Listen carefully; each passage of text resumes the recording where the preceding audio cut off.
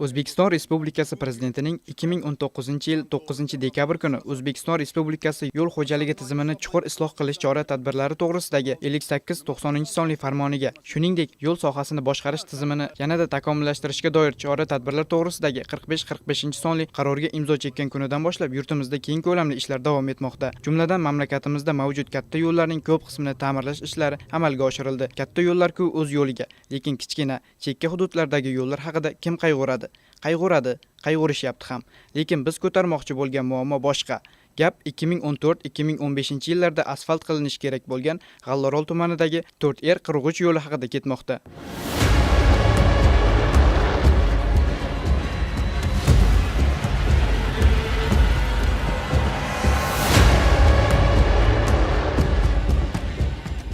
Ko'rib turibsizki, hozirgi turgan yo'limiz Marjonbuloq Zarmetan yo'nalishidagi 4R qirg'ich yo'li hisoblanadi. Bu yo'l 2012-2013 yillarda asfalti ko'chirib tashlanib, sifatsiz ravishda shag'allashtirish ishlari amalga oshirilgan. Mana 9 yildirki, hali hanuz asfaltlash ishlari amalga oshirilmagan. Buning boisi nimada? Hozirgi ko'rsatuvimiz orqali bunga oydinlik kiritamiz.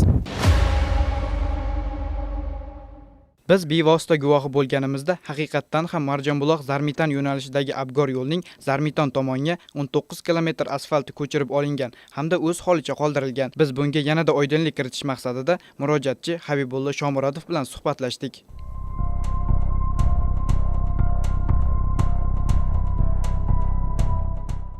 Ekim 12-2016 yillar mobaynida G'allorol avtoyo'lda ishlaganman.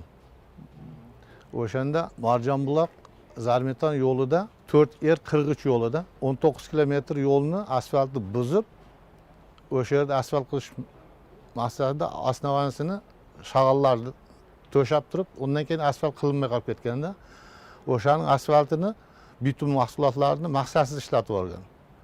Buni tergov jarayonida men ariza bilan chiqqanimda, tergov jarayonida 468 tonna 600 kilogramm noqonuniy bitumni aniqlatdi, noqonuniy bitumni. Lekin bunga ish chora ko'rilmayapti. Bu 2014-2015 yillar mobaynida asfalt bo'lib ketishi kerak edi. O'sha yerning aholisi hozir juda qiynalib yuribdi-da. 19 kilometr shag'al yo'ldan, asosiy yo'ldan, respublika ahamiyatidagi yo'l. O'sha yo'lda shunaqa texnikalarda qatnaydi. O'shan bu ishlarni bir ko'radigan, tekshiradigan tashkilot xodimlar bormi? Buni oxiriga yetkazib turib ko'rish kerakmi? Ko'rmaski bunday qolib ketish mumkin emas.